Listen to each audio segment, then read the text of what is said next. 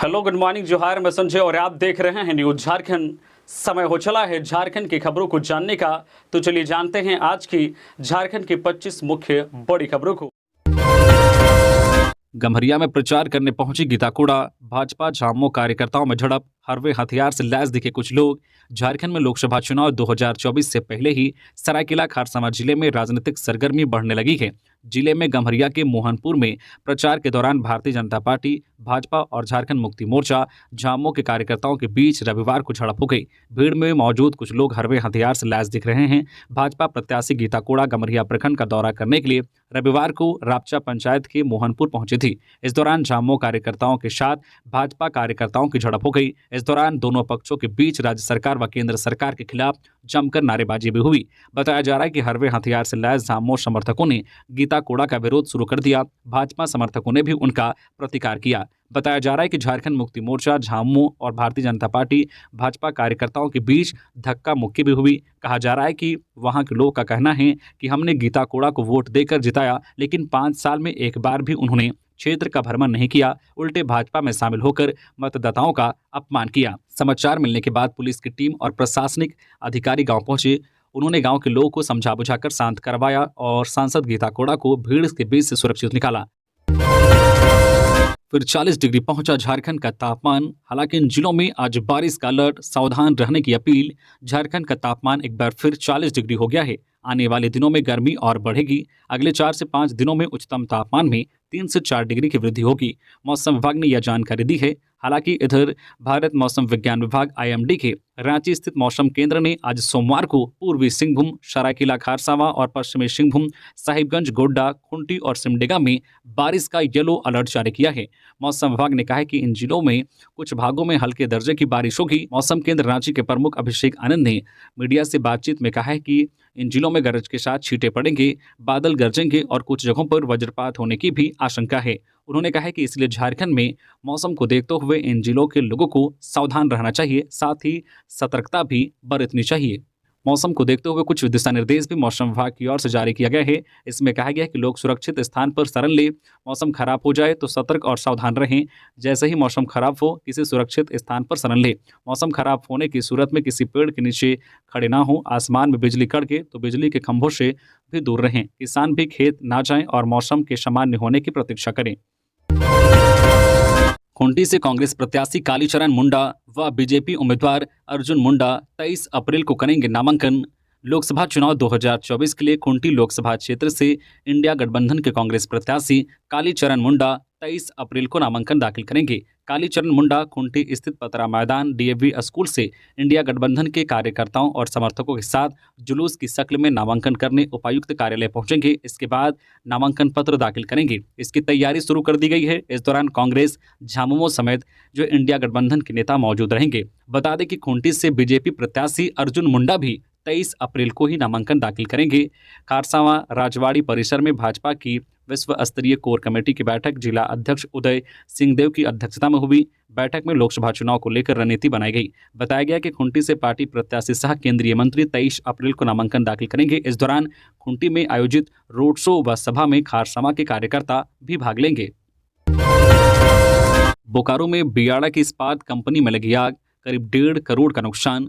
झारखंड के बोकारो जिले के बोकारो औद्योगिक क्षेत्र बियाड़ा में फेज 3 में संचालित इस इस्पात प्राइवेट लिमिटेड कंपनी में रविवार की सुबह 5 बजे अचानक आग लग गई। आग तेजी से फैलने लगी। जब तक कोई समझ पाता, आग की चपेट में फैक्ट्री आ चुकी थी। आग लगी की घटना में लगभग 1.5 करोड़ का नुकसान हुआ है। आनन फानन में अग्निशमन दस्ते को फोन किया गया। दमकल के 2 बड़े वाहन आग लगी वाले स्थान पर पहुंचे। 2 घंटे की कड़ी मशक्कत के बाद आग पर काबू पाया जा सका। 2 साल पहले भी कंपनी में आग लगी हुई थी। खबर मिलते ही पुलिस मौके पर पहुंची और जानकारी लेकर जांच में जुट चुकी है। आग लगी की चपेट में फैक्ट्री का 33 kV का 3 ट्रांसफार्मर सहित जो है इलेक्ट्रिक सब स्टेशन पूरी तरह से जलकर राख हो गया। फैक्ट्री मालिक संजय राय ने बताया कि प्रथम दृष्टया शॉर्ट सर्किट से आग लगने की बात समझ आ रही है। फिलहाल आग लगी से हुए नुकसान का आकलन किया जा रहा है।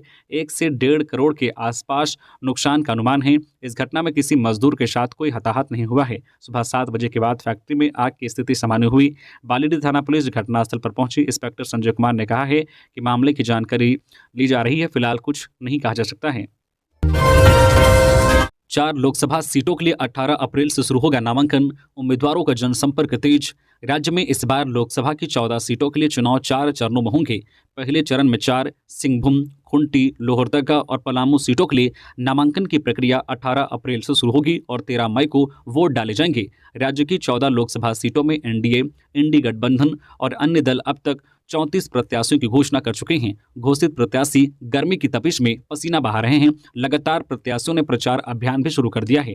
झारखंड में पहले चरण में 13 मई को सिंहभूम, खूंटी, लोहरदगा और पलामू लोकसभा सीट के लिए चुनाव होंगे। इसके लिए 18 अप्रैल को अधिसूचना जारी होगी और उसी तारीख से नामांकन शुरू हो जाएगा। नामांकन दाखिल करने की अंतिम तारीख जो 25 अप्रैल तक है। नामांकन पत्रों की जांच की तिथि 26 अप्रैल और नामांकन पत्र वापस लेने की अंतिम तिथि 29 अप्रैल और मतदान की तारीख 13 मई रखी गई है। पहले चरण के लिए एनडीए, इंडी गठबंधन और झापा सीपीआई ने प्रत्याशियों की घोषणा कर दी है। एनडीए ने झारखंड की सभी 14 लोकसभा सीटों के लिए प्रत्याशियों की घोषणा कर दी है, जबकि इंडी गठबंधन ने अब तक केवल 9 सीटों पर प्रत्याशियों की घोषणा की है। 5 सीटों पर अब भी प्रत्याशियों की घोषणा बाकी है। वहीं सीपीआई और जेवीकेएस ने भी कुछ सीटों पर प्रत्याशियों की घोषणा की है। आरपीएफ के 4600 से ज्यादा पदों पर भर्ती के लिए नोटिस जारी। आज से आवेदन। रेलवे भर्ती बोर्ड आरआरबी ने रविवार को रेलवे सुरक्षा बल जो है आरपीएफ और रेलवे सुरक्षा विशेष बल आरपीएसएफ में उप निरीक्षक, एसआई और कांस्टेबल के पदों पर भर्ती के लिए अधिसूचना जारी की है। आवेदन प्रक्रिया जल्द ही शुरू होने वाली है। भर्ती शुरू होने पर इच्छुक उम्मीदवार आधिकारिक वेबसाइट indianrailways.gov.in पर जाकर आवेदन कर सकते हैं। सब इंस्पेक्टर और कांस्टेबल के लिए आरपीएफ भर्ती 2024 के लिए जो पंजीकरण प्रक्रिया आज 15 अप्रैल 2024 से शुरू होगी, वही उम्मीदवार 14 मई 2024 तक आवेदन कर सकते हैं। यह भर्ती अभियान संगठन में कुल 4660 रिक्त सीटें भरेगा। इनमें से 4208 रिक्तियां कांस्टेबल पद के लिए, वही 453 रिक्तियां एसआई पद के लिए हैं। चयनित होने पर उम्मीदवारों को जो है नियमानुसार वेतन मिलेगा। सब इंस्पेक्टर को 35,400 और कांस्टेबल को 21,700 रुपये मिलेंगे। वही शैक्षणिक योग्यता की बात करें तो सब इंस्पेक्टर पद के लिए उम्मीदवारों के पास भारत के विश्वविद्यालय अनुदान आयोग यूजीसी द्वारा मान्यता प्राप्त विश्वविद्यालय से स्नातक डिग्री होनी चाहिए। वही कांस्टेबल पद के लिए उम्मीदवारों को जो भारत सरकार द्वारा मान्यता प्राप्त बोर्ड से 10वीं कक्षा की परीक्षा या समकक्ष उत्तीर्ण होना अनिवार्य है। झारखंड में रामनवमी को लेकर प्रशासन अलर्ट। अफवाह फैलाने वाले जाएंगे जेल। रामनवमी के मौके पर सोशल मीडिया पर किसी भी तरह की अफवाह फैलाने वालों को जेल भेजा जाएगा। इसे लेकर झारखंड पुलिस ने गाइडलाइन जारी कर दिया है। झारखंड पुलिस प्रवक्ता सह आईजी ऑपरेशन अमोल वेणुकांत होमकर ने बताया है कि रामनवमी को ध्यान में रखते हुए सबसे ज्यादा फोकस सोशल मीडिया पर रहेगा। सभी जिलों में सोशल मीडिया मॉनिटरिंग सेल बनाया गया है। मॉनिटरिंग सेल पूरी तरह से हाईटेक है। राज्य के विभिन्न जिलों से आने वाली सूचनाएं मुख्यालय स्थित नियंत्रण कक्ष में एकत्रित की जाएगी। त्यौहार के दौरान कई ऐसे तत्व होते हैं जो समाज में सांप्रदायिक तनाव बढ़ाने की कोशिश करते हैं ताकि माहौल खराब किया जा सके। पुलिस भी ऐसे तत्वों को छोड़ने वाली नहीं है। उन्होंने बताया है कि राज्य के सभी जिलों के एसएसपी, एसपी और डीसी को अपनी अपनी सोशल मीडिया सेल द्वारा जारी दिशा निर्देशों को लोगों के साथ साथ महावीरी अखाड़ों और अन्य शांति समितियों को साझा करने का निर्देश दिया गया है। सोशल मीडिया पर नजर रखने के लिए जो मॉनिटरिंग सेल बनाया गया है वह काफी हाईटेक है।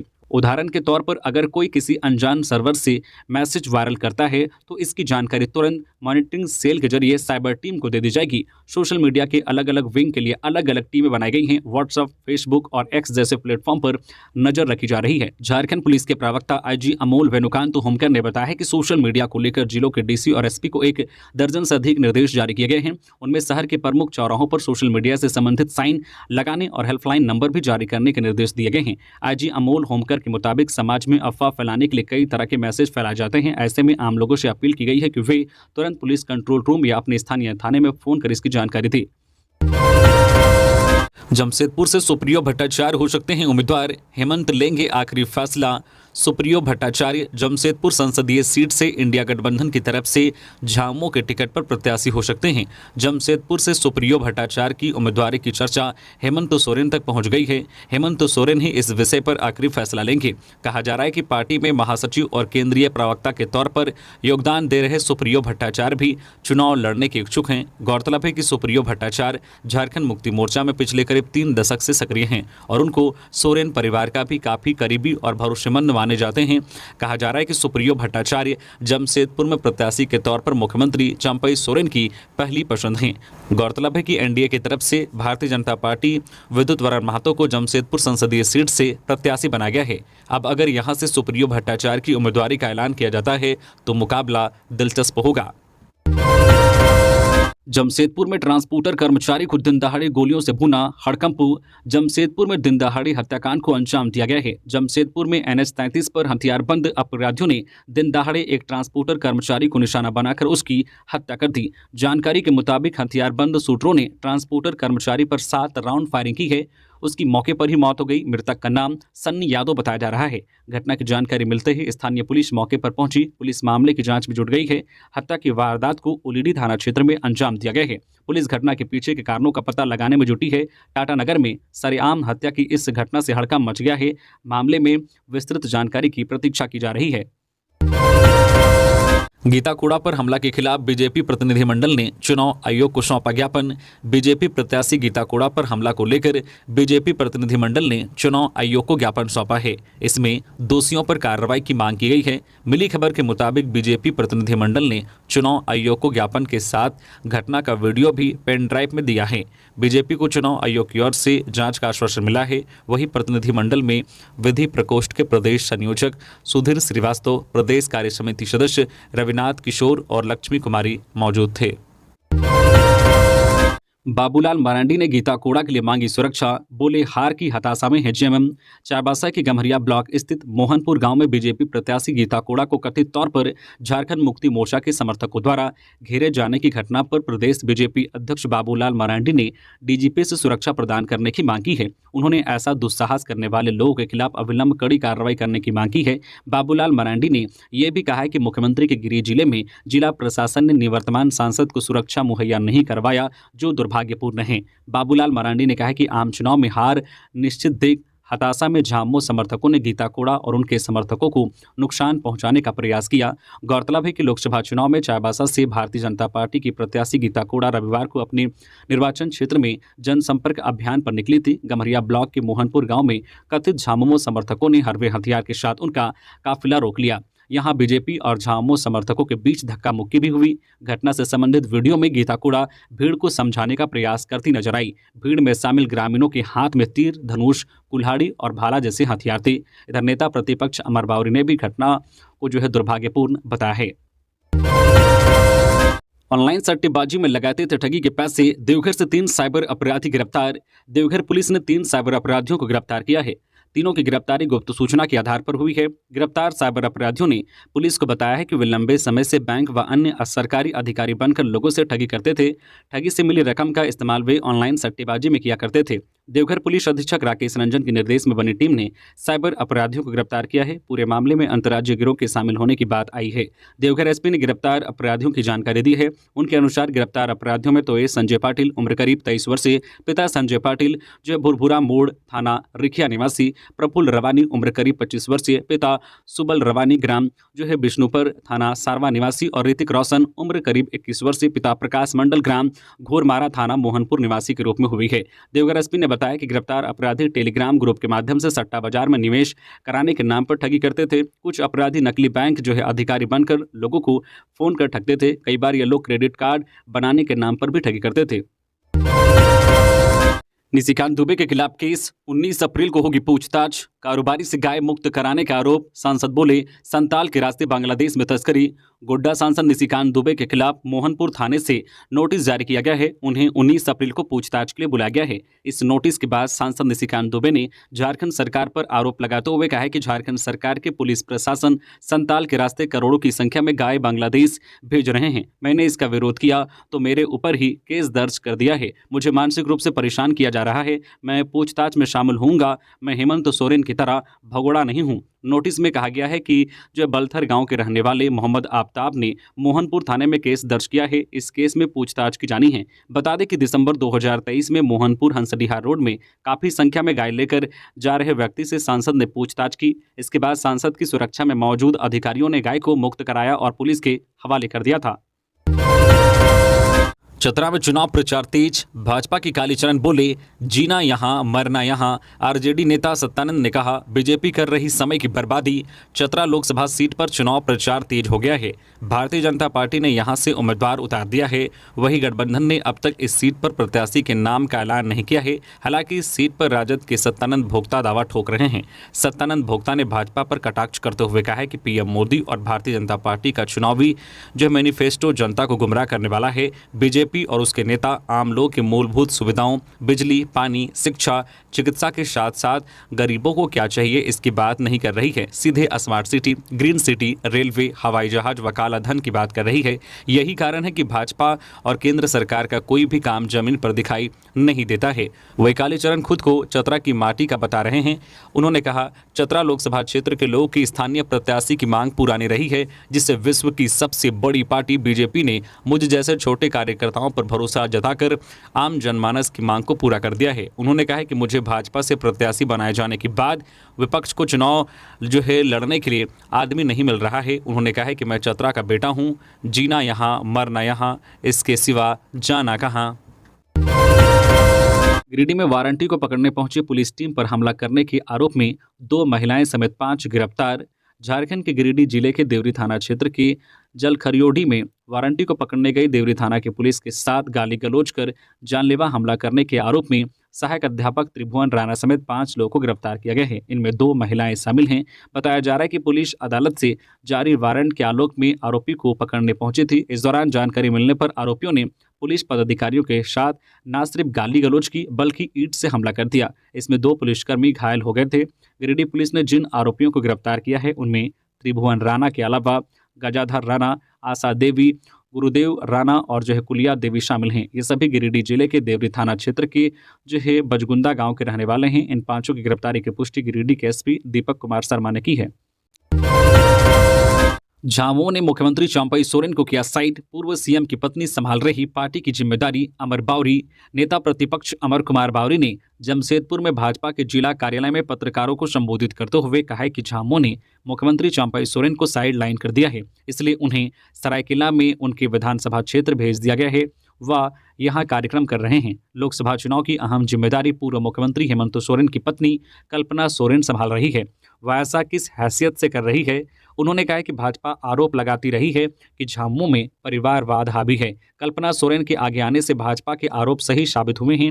अमर कुमार बावरी ने कहा कि चंपई सोरेन कहते हैं कि इंडी गठबंधन सभी 14 सीट जीतेगा। वह हताशा में बयान दे रहे हैं, मुंगेरी लाल के हसीन सपने देख रहे हैं। वही ढुल्लू महतो के बारे में अमर कुमार बावरी ने कहा है कि कोई कितना भी शोर मचा ले, लेकिन जीतेंगे तो ढुल्लू महतो ही। उन्होंने कहा कि ढुल्लू महतो जनता की अदालत में पेश किए गए हैं। जनता जवाब देगी कि भाजपा का उम्मीदवार कैसा है। रामनवमी को लेकर रांची में 16 से 18 अप्रैल तक बदली ट्रैफिक व्यवस्था। रामनवमी को लेकर रांची की ट्रैफिक व्यवस्था में बदलाव किया गया है। इसे लेकर रांची ट्रैफिक एसपी ने सूचना जारी कर दी है, जिसमें 16 अप्रैल को रामनवमी को लेकर अखाड़ों से संध्या में झांकी निकलने, 17 अप्रैल को रामनवमी की मुख्य शोभा यात्रा, जुलूस और 18 अप्रैल को चैती दुर्गा पूजा का विसर्जन कार्यक्रम भी निर्धारित है। इसे लेकर ट्रैफिक व्यवस्था में बदलाव किया गया है। मंगलवार को शाम 4 बजे से 17 अप्रैल की सुबह 6 बजे तक शहरी क्षेत्र में भारी वाहनों का प्रवेश निषेध रहेगा। सभी प्रकार के भारी वाहन मालवाहक रिंग रोड होकर अपने गंतव्य तक परिचालित होंगे। वही किशोरी यादव चौक से अपर बाजार, महावीर मंदिर चौक, शहीद चौक की तरफ से अपर बाजार, महावीर मंदिर चौक एवं सुभाष चौक से अपर बाजार, महावीर मंदिर चौक की तरफ सामान्य परिचालन वर्जित रहेगा। वही 17 अप्रैल की सुबह 8 बजे से 18 अप्रैल की सुबह 4 बजे तक शहरी क्षेत्र में भारी वाहनों का प्रवेश निषेध रहेगा। सभी प्रकार के भारी मालवाहक वाहन रिंग रोड होकर अपने गंतव्य तक परिचालित होंगे। निजी एवं यात्री वाहनों का परिचालन विभिन्न मार्गों में दोपहर 1 बजे से जुलूस समाप्ति तक बदले गए हैं। 18 अप्रैल को सुबह 8 बजे से रात 12 बजे तक शहरी क्षेत्र में भारी वाहनों का प्रवेश निषेध रहेगा। सभी प्रकार के भारी मालवाहक वाहन रिंग रोड होकर अपने गंतव्य तक परिचालित होंगे। साथ ही चैती दुर्गा पूजा विसर्जन के दौरान विसर्जन वाले रूट पर आवश्यकता अनुसार रूट को डायवर्ट किया जाएगा। कांग्रेस कार्यालय में मनाई गई बाबा साहेब डॉक्टर भीमराव अंबेडकर की जयंती। रांची स्थित प्रदेश कांग्रेस कार्यालय में बाबा साहेब डॉक्टर भीमराव अंबेडकर की जयंती मनाई गई। कार्यालय में मौजूद नेताओं ने कहा है कि बाबा साहेब का जीवन सदियों से शोषित दलित मानव के सामाजिक, आर्थिक एवं शैक्षणिक उत्थान के लिए समर्पित है। वे समाज में व्याप्त रूढ़िवादी एवं विषमता को समूल समाप्त करने के लिए जीवन प्रयत्न संघर्ष करते रहे। बाबा साहेब एक सुलझे हुए राजनीतिज्ञ और राष्ट्रीय नेता थे। उन्होंने अपने पीछे भारत के संविधान के रूप में एक मूल्यवान विरासत छोड़ा है। कहा है कि जब तक व्यक्ति सुरक्षित और समृद्ध नहीं होगा, तब तक कोई समाज और देश का विकास नहीं कर सकता। नेताओं ने कहा है कि जब तक ऊंच नीच का भेदभाव, सामाजिक एवं आर्थिक विषमताओं के विरुद्ध जनता के संघर्ष का बिगुल बजेगा, डॉक्टर अंबेडकर का नाम आदर के साथ लिया जाएगा। अंबेडकर जयंती पर बोले सुदेश महतो, समाज को उनके आदर्शों की जरूरत।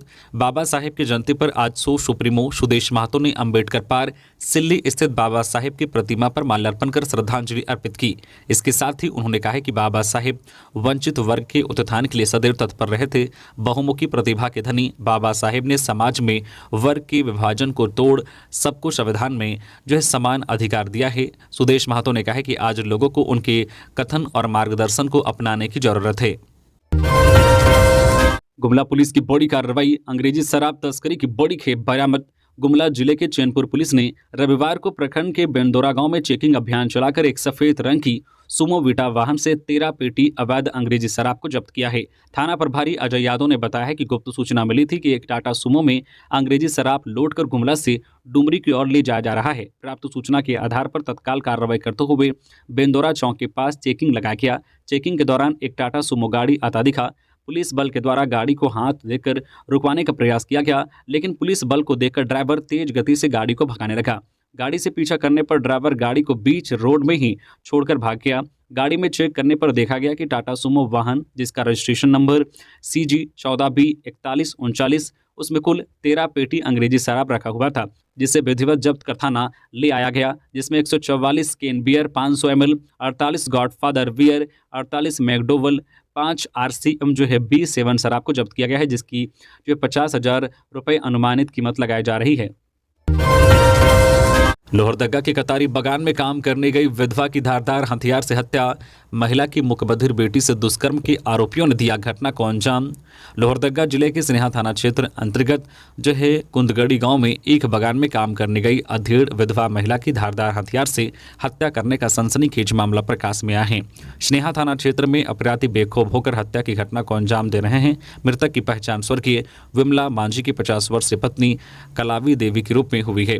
आपसी रंजिश में हत्या करने का मामला सामने आ रहा है। मृतक महिला की मुकबधिर बेटी से कुछ महीने पूर्व गांव के ही 2 युवकों द्वारा दुष्कर्म की घटना को अंजाम दिया गया था, जिस पर मृतक महिला द्वारा प्राथमिकी दर्ज कराकर आरोपी युवक को जेल भेज दिया गया था। स्थानीय लोगों ने बताया कि गांव के ही युवकों को जेल भिजवाने को लेकर विवाद चल रहा था। वही रविवार को मौका देकर 3 लोगों के द्वारा महिला पर धारदार हथियार से हमला कर दिया गया। परिजनों ने बताया कि हत्या की घटना को गाँव के ही विनोद और उसके साथ 2 लोगों ने मिलकर अंजाम दिया है। वही घटना के बाद मौके पर स्नेहा थाना पुलिस पहुंच शव को कब्जे में लेकर पोस्टमार्टम के लिए लोहरदगा सदर अस्पताल भेज दिया और पुलिस हत्या में संलिप्त अपराधियों की धरपकड़ में जुटी हुई है। बालू माफियाओं के खिलाफ पुलिस का बड़ा एक्शन, 8 हाइवा 2 JCB के साथ 14 लोग गिरफ्तार। धनबाद में SOG की टीम ने अवैध बालू कारोबार के खिलाफ बड़ी कार्रवाई की है। गुप्त सूचना के आधार पर शनिवार की देर रात पूर्वी टुंडी और टुंडी थाना क्षेत्र में छापामारी कर 8 हाइवा और 2 JCB जब्त किया है। इस दौरान 14 लोग भी पकड़े गए हैं। पूर्वी टुंडी के गोविंदपुर साहिबगंज मुख्य सड़क पर हलकट्टा गांव के पास SOG की टीम ने नाटकीय अंदाज में 7 बालू लदे हाइवा जब्त किया है। इस दौरान 11 लोगों को हिरासत में लिया गया है। इनमें अधिकतर हाइवा के चालक एवं उपचालक शामिल हैं। रंगदारी के लिए फायरिंग कर धमकाने पहुंचा अमन साहू का गुर्गा, बाइक से गिरा, पिस्टल गोली के साथ गिरफ्तार, एक फरार। रोड निर्माण कंपनी से रंगदारी मांगने के लिए फायरिंग कर धमकाने के लिए पहुंचे अमन साहू के एक गुर्गे को और मांझी थाना पुलिस ने गिरफ्तार किया है। आरोपी को उस वक्त पुलिस गिरफ्तार किया जब भागने के दौरान बाइक से गिर गया। हालांकि एक बाइक सवार भागने में सफल रहा। गिरफ्तार आरोपी रामगढ़ जिले के पतरातू थाना क्षेत्र स्थित साकुल बस्ती निवासी अलाउद्दीन अंसारी उर्फ कल्लो पिता दुनू मियाँ का नाम शामिल है। आरोपी के पास से एक देसी पिस्टल और 2 गोली बरामद किया गया है।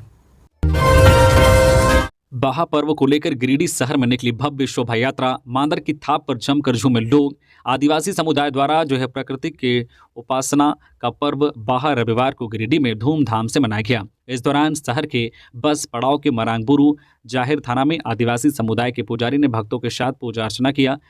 पूजन स्थल में फूल अर्पित किया गया तो पशु बलि भी दिया गया। मौके पर सरहुल को लेकर आदिवासी समुदाय की महिलाएं और युवतियां इस दौरान मांदर की थाप पर पारंपरिक नृत्य करती दिखी। कड़ी धूप में 1 घंटे तक चले पूजा अर्चना के बाद शहर में सरहुल को लेकर भव्य शोभा यात्रा निकाला गया।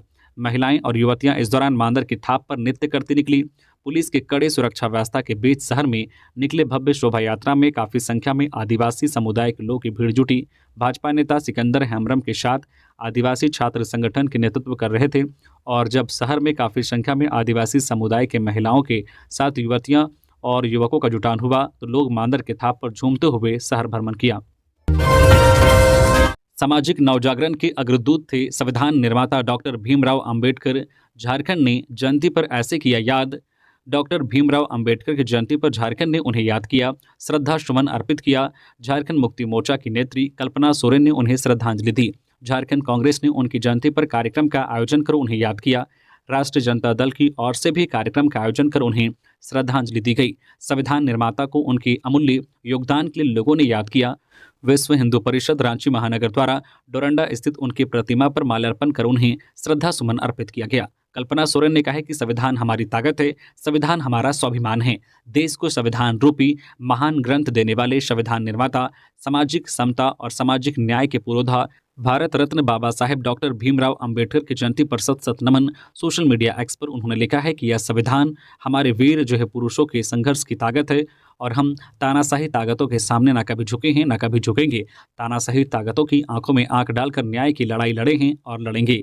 तो ये थी आज की झारखंड की टॉप बड़ी खबरें। इसी तरह से झारखंड की हर छोटी बड़ी खबर देखने के लिए आप हमारे चैनल न्यूज झारखंड चैनल को सब्सक्राइब करके बेल आइकन प्रेस कर दीजिए, जिससे झारखंड की हर छोटी बड़ी खबर का अपडेट आप तक पहुंचता रहे। तो अभी के लिए बस इतना ही, हमें दीजिए इजाजत, फिर मिलते हैं नेक्स्ट खबरों के साथ। धन्यवाद।